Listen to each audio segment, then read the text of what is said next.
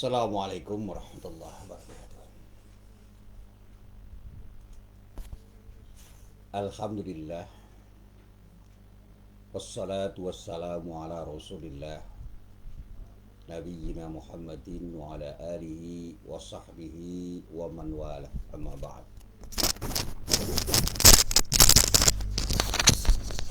Para jamaah yang dirahmati Allah, Alhamdulillah pagi ini kita bisa bertemu lagi.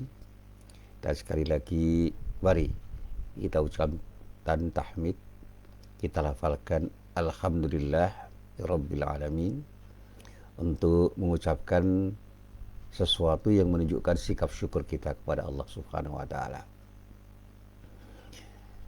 Para jamaah yang dirahmati Allah,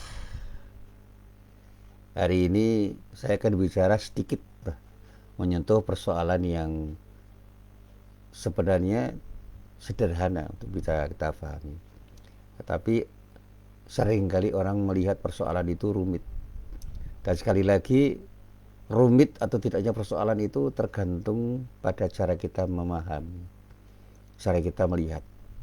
Jadi tergantung perspektifnya. Kalau kita itu berpikir dengan cara berpikir yang sederhana, semua jadi sederhana. Bahkan yang serumit apapun jadi sederhana. Saya pernah ditanya tentang persoalan-persoalan yang terkait dengan persoalan ekonomi kontemporer. Saya kan bukan orang yang belajar ilmu ekonomi. Saya katakan, kebutuhan kita itu apa sih sebenarnya? Sandang, pangan, papan. Oke. Dan apakah semua orang tidak butuh itu? Butuh. Nah, gesekan kepentingan yang terjadi di masyarakat itu terjadi pada saat orang itu mencoba mencukupi kebutuhan hidupnya dengan sesuatu yang katanya serba terbatas. Pertanyaannya, benarkah keterbatasan itu membuat kita tidak mendapatkan sesuatu? Saya katakan tidak.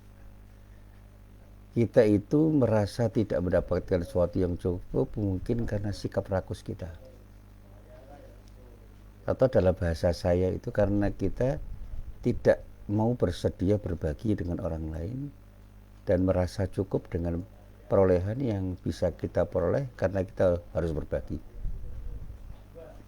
Saya memberi ilustrasi seperti ini. Waktu saya berada di asrama, karena waktu itu saya di madrasah. Pagi-pagi saya mau berangkat sekolah. Ternyata lauk yang ada di asrama itu tidak cukup. Jadi saya datang agak terakhir, tidak cukup. Dan ternyata dengan tidak cukupan itu teman-teman saya resah. Wah, gimana ini? Saya katakan, sudah, nasi tetap sepiring-sepiring, lauk kita bagi separuh-separuh. Dan dengan lauk separuh, apakah kita jadi tidak kenyang? Tetap kenyang. Nikmatilah lauk yang separuh itu dan syukurilah dengan sikap qanaah. Kita merasa cukup dengan lauk separuh itu, dan ternyata dengan lauk separuh dan tetap dengan sepiring nasi, tidak ada sesuatu yang menyusahkan kita. Kita nikmati saja. Demikian juga ketika ada orang sakit. Saya katakan, apakah sakit itu mengharuskan kita bersedih? Saya katakan, sedih itu pilihan kok. Mungkin enggak dalam keadaan sakit kita sudah merasa dekat dengan Allah dan semakin dekat dengan Allah dengan istighfar kita setiap saat. Sehingga ada kenikmatan yang bisa kita rasakan ketika kita mengucapkan Astaghfirullahaladzim, Astaghfirullahaladzim, Astaghfirullahaladzim. Dan ucapan-ucapan yang seterusnya yang mengindikasikan bahwa kita itu mohon ampun kepada Allah Subhanahu wa Ta'ala. Dan disitulah ada kedekatan kita dengan Allah. Dan ternyata nikmatnya luar biasa. Dan itu pernah saya alami ketika saya sakit. Saya banyak beristighfar karena saya sadar bahwa saya telah banyak melakukan perbuatan yang tidak baik, perbuatan dosa, perbuatan salah, perbuatan maksiat. Barangkali ini adalah cara Allah untuk menggugurkan dosa-dosa saya. Karena menurut hadis yang saya baca, sakit itu bisa menggugurkan dosa seperti gugurnya daun dari pohon-pohon. Sehingga pohon yang semula rindang itu menjadi habis daunnya karena gugur. Jangan-jangan dengan sakit itu saya semakin bisa bersih dari dosa karena istighfar saya dan kesadaran diri saya untuk bertaubat pada Allah. Dan itulah yang kemudian saya rasakan. Begitu saya sembuh dari sakit, saya merasa ada sesuatu yang baru di dalam hidup saya. Saya merasa menjadi orang yang hidup lagi karena punya kesempatan yang lebih baik untuk beramal soleh setelah saya sakit. Dan beramal soleh setelah sakit itu ternyata lebih indah dibandingkan ketika saya beramal soleh sebelum sakit, karena saya bisa merasakan betapa sulitnya kita itu melaksanakan ibadah dalam keadaan sakit dengan ibadah yang normal. Mau berwudu susah, mau sholat susah, apalagi tindakan-tindakan yang lain.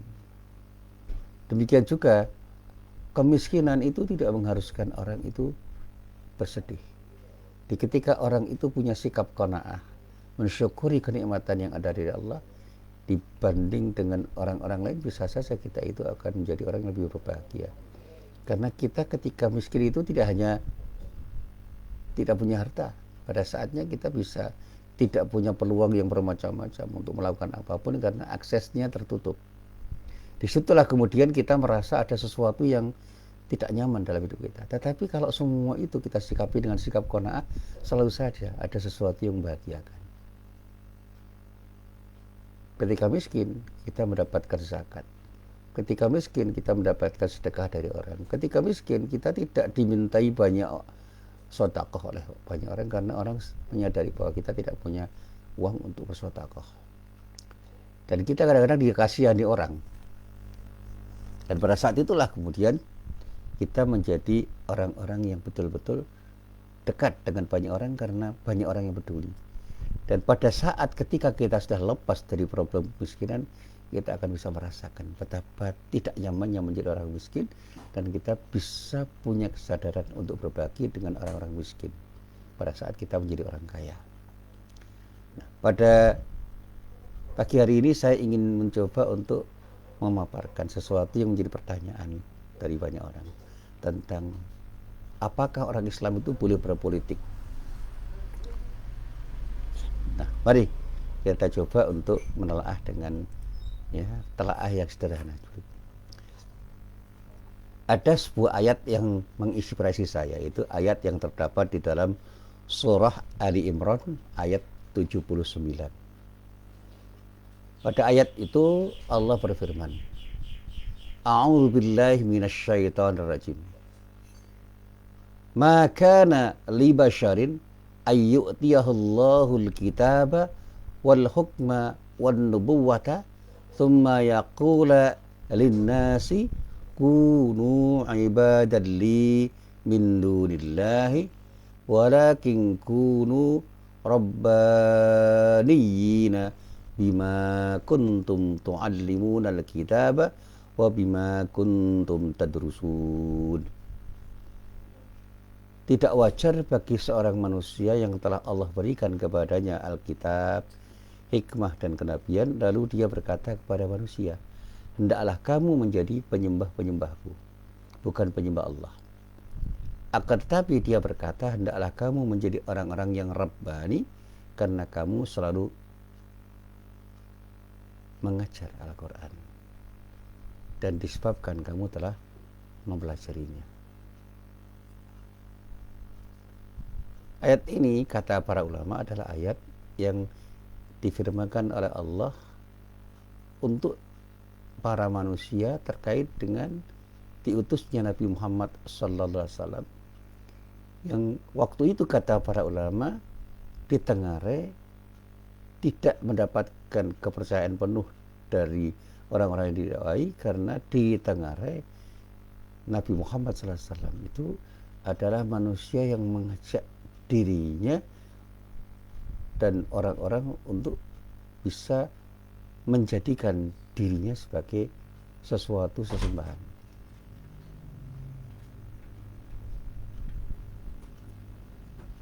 Kalau dalam bahasa sekarang dikultuskan. Padahal Allah mengutus Nabi Muhammad SAW itu untuk mengajar manusia supaya bersikap tauhid untuk menyembah kepada Allah semata-mata. Dan pada saatnya manusia itu menjadi orang yang disebut dengan Rabbani, dan dia menjadi punya kepribadian seperti itu karena beliau adalah orang yang benar-benar memahami Al-Quran dan mengajarkan Al-Quran dengan benar.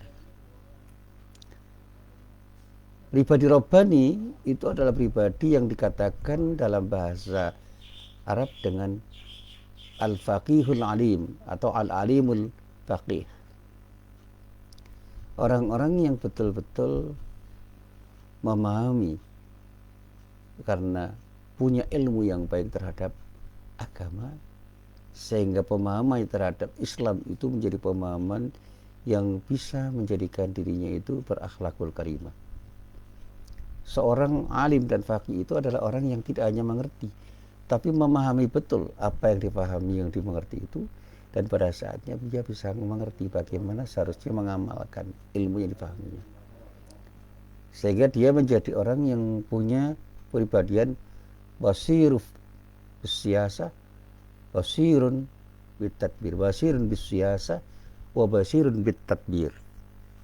Melek politik dan melek manajemen. Dan yang terakhir kata Ibnu Jarir At-Tabari, dia itu menjadi qaimun bi syu'unir ra'iyah bima yuslihum fi dunyahum wa dinihim. Melaksanakan segala urusan rakyat yang mendatangkan kemaslahatan mereka baik dalam urusan dunia maupun agama. Jadi seorang pemimpin yang dikatakan punya kepribadian Rabbani itu adalah pemimpin yang bisa menyejahterakan rakyat.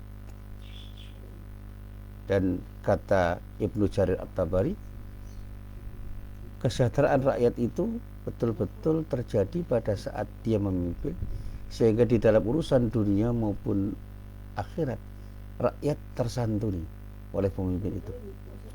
Itu pemimpin yang punya kepribadian Rabbani. Inilah yang selalu disampaikan oleh para ahli tafsir. Jadi kata Rabbani di dalam ayat ini dikatakan al-jami'u ilal ilmi wal fiqh. Jadi orang yang betul-betul punya ilmu dan memahami ilmu yang dimilikinya, dan di dalam bahasa para ahli tafsir dia betul-betul punya basirah,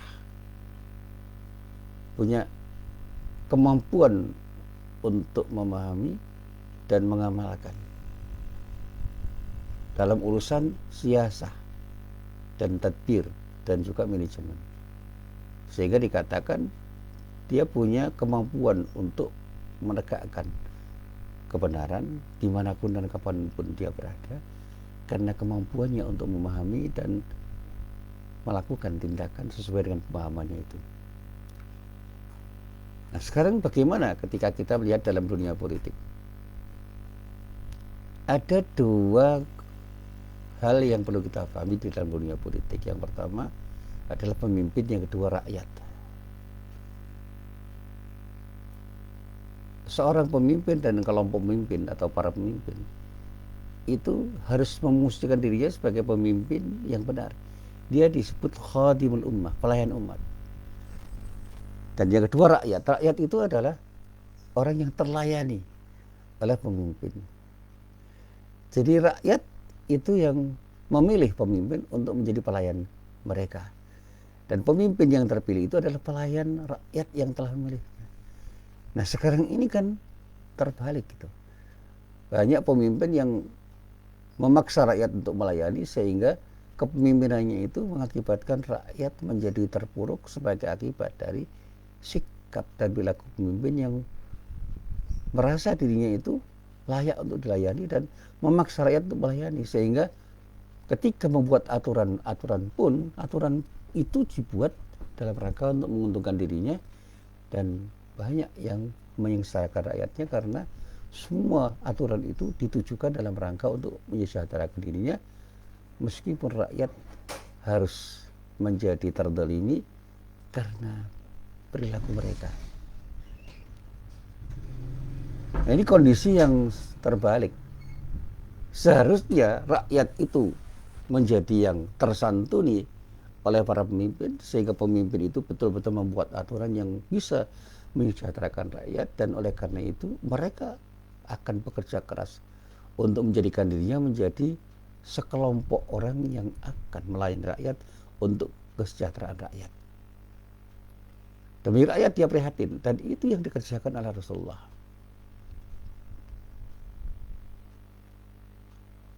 Sehingga ketika kita memasuki dunia politik, kepemimpinan dalam politik itu adalah kepemimpinan yang berujung pada pelayanan dari pemimpin untuk rakyat. Sehingga rakyat pun terlayani oleh para pemimpin karena para pemimpin berpolitik dengan akhlakul karimah. Nah, selama ini di dunia pada umumnya, dan tidak terkecuali di Indonesia, banyak orang yang beranggapan bahwa politik itu kotor. Karena perilaku politik orang itu mengindikasikan sesuatu yang kurang bagus. Politik selalu difahami sebagai tindakan untuk meraih kekuasaan dengan cara apapun. Bahkan dengan cara menipu, dan yang sekarang saling bisa diperdebatkan dengan cara memanipulasi dengan cara apapun, termasuk di dalamnya dengan money politics. Nah, karena anggapan bahwa politik itu kotor, akibatnya segala hal yang berhubungan dengan politik cenderung dijauhi oleh orang-orang yang tidak ingin terjerumus dalam keburukan. Dan kadang-kadang kita dapati sebagian masyarakat itu acuh tak acuh, cuek terhadap aktivitas politik. Dan kadang-kadang kita jumpai pula sebagian fasilitas publik tidak disukai untuk dipakai sebagai kegiatan politik. Bahkan tidak sedikit kita jumpai keengganan publik untuk berpartisipasi langsung dalam event-event politik seperti pemilu, pilkada, pilpres, dan yang lain-lain. Bahkan sekarang ini ketika kita dengar bahwa ada sikap apatis terhadap politik, itu terjadi sebagai akibat dari praktek politik yang kotor itu. Mereka sudah tidak lagi percaya pada pemimpin-pemimpin yang mencalonkan diri untuk menjadi pemimpin, karena mereka beranggapan bahwa para pemimpin yang mereka pilih itu nantinya tidak akan bisa mereka harapkan menjadi khadimul ummah, pelayan umat. Itulah yang terjadi di masyarakat. Para jamaah yang dirahmati Allah, apapun yang terjadi, itulah realitas yang terjadi di masyarakat kita. Tetapi apakah benar politik itu harus seperti yang diopinikan orang, yang dikatakan orang, yang dipersepsi orang? Sebegitu niscahkah politik itu sehingga layak dijauhi dan bahkan ditinggalkan? Saya ingat ketika saya dulu belajar pengantar ilmu politik, meminjam definisi yang dikemukakan oleh Aristoteles, bahwa politik itu esensinya adalah upaya yang ditempuh warga negara untuk mewujudkan kebaikan bersama. Dan ketika seorang pemimpin itu berpolitik, maka dia betul-betul ingin mewujudkan kebaikan rakyatnya. Di dalam definisi lain dikatakan bahwa politik adalah hal yang berkaitan dengan penyelenggaraan pemerintahan dan negara. Ya. Sementara para pakar yang lain berpendapat bahwa politik itu adalah sesuatu yang berkaitan dengan proses perumusan dan pelaksanaan kebijakan publik. Atau singkatnya, ruang pembicaraan politik itu berkisar pada kebaikan bersama, kebijakan publik, pemerintah dan negara dengan segenap unsurnya. Nah, kita juga harus bisa membedakan negara dan politik. Negara itu institusinya namanya negara. Dan orang-orang yang bekerja di dalam institusi itu disebut sebagai pemerintah. Orang-orang yang bekerja. Seringkali diilustrasikan negara itu sebagai sebuah mobil dan pemerintah itu sopirnya. Kalau kapal, ya negara itu kapalnya, pemerintah itu nakodanya. Kalau kapal terbang, negara itu kapal terbangnya, pemerintah itu pilotnya. Dan orang-orang yang terlibat untuk menjadikan pesawat terbang itu bisa terbang dengan baik, menjadikan kapal itu berlayar dengan baik, menjadikan mobil itu berjalan dengan baik. Dan kalau kita itu bicara tentang pribadi kita, negara itu seperti motor kita. Dan kita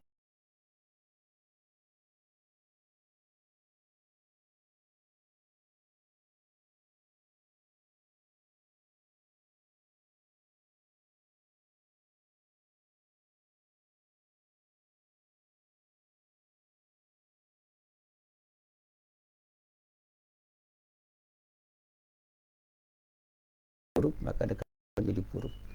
Jadi baik buruknya negara itu akan bergantung pada apa yang dikerjakan oleh pemerintah.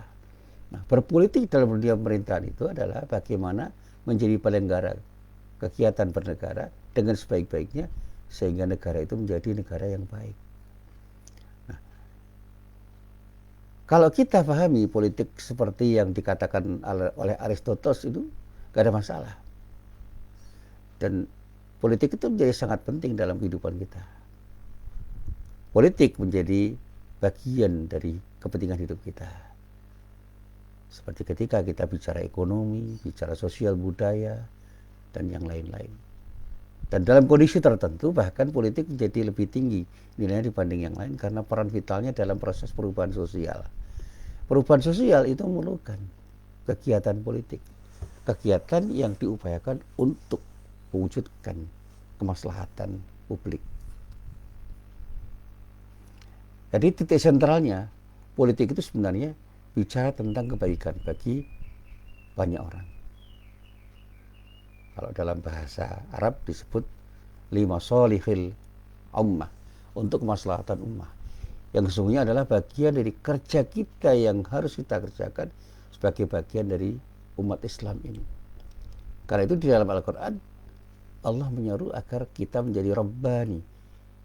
Dan para politisi menjadi Rabbaniyun.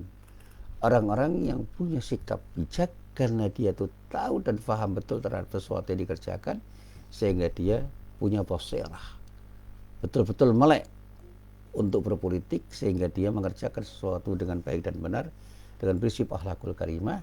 Dan disinilah yang dinyatakan oleh At-Tabari itu benar-benar bisa kita pahami. Seorang politisi itu adalah orang yang disebut qaimun bi syu'unir ra'iyah bima yuslihum fi dunyahum wa dinihim. Sekelompok orang yang betul-betul mengerti urusan rakyat dan melaksanakan segala macam urusan rakyat yang pada saatnya bisa mendatangkan kemaslahatan bagi rakyat, baik dalam urusan duniawi maupun ukhrawi.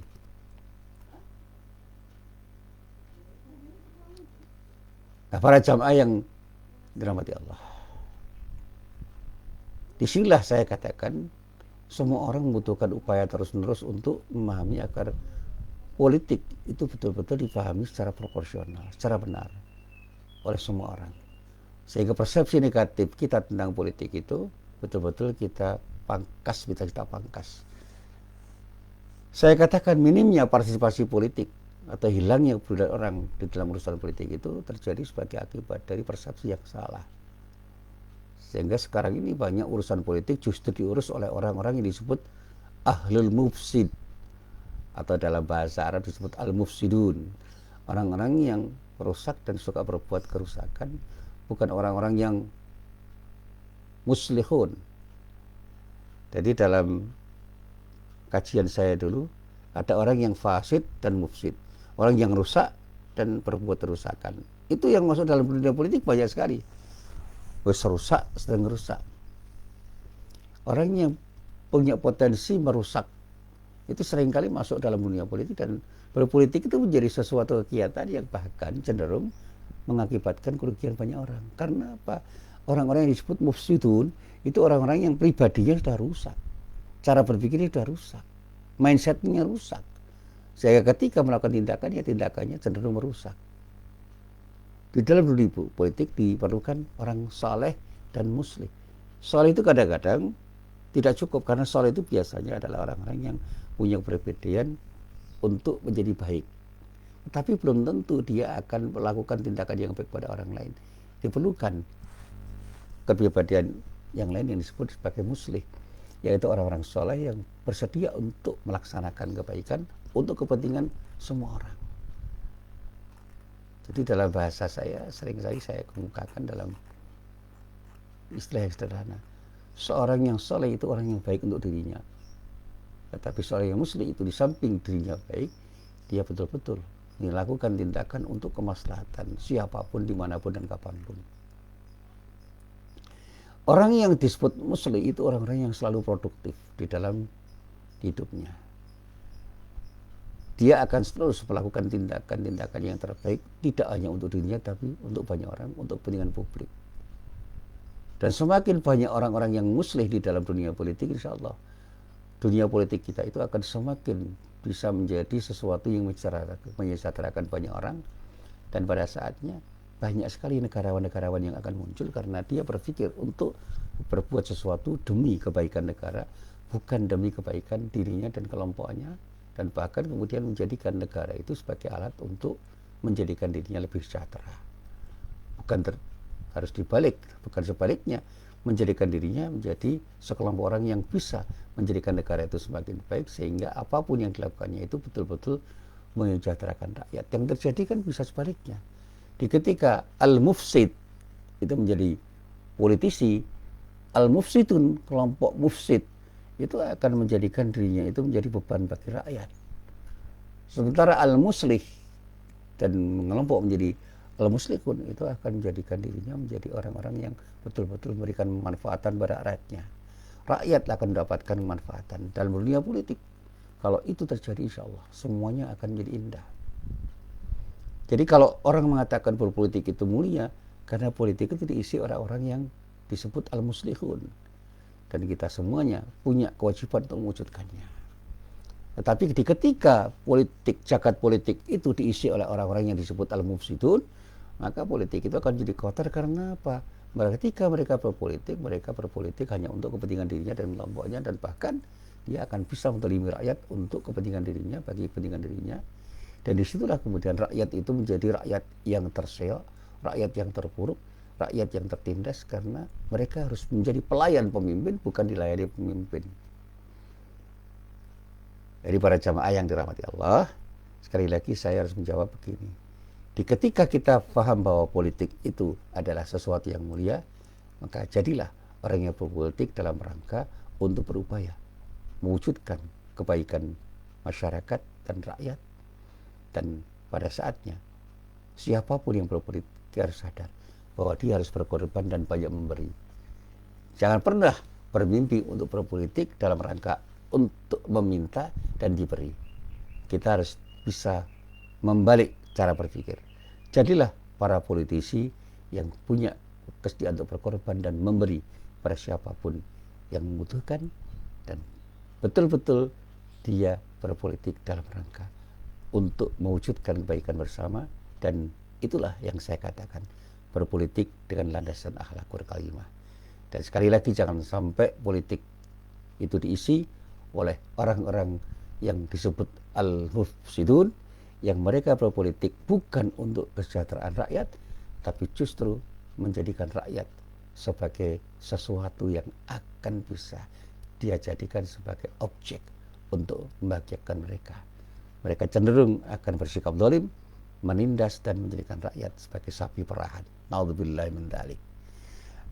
Nah, akhirnya para jamaah yang berbahagia, marilah kita itu memulai untuk mengubah cara pandang kita tentang politik, dan mari kita isi dunia politik kita dengan amal soleh, karena kita semua melandaskan politik kita dengan akhlakul karimah.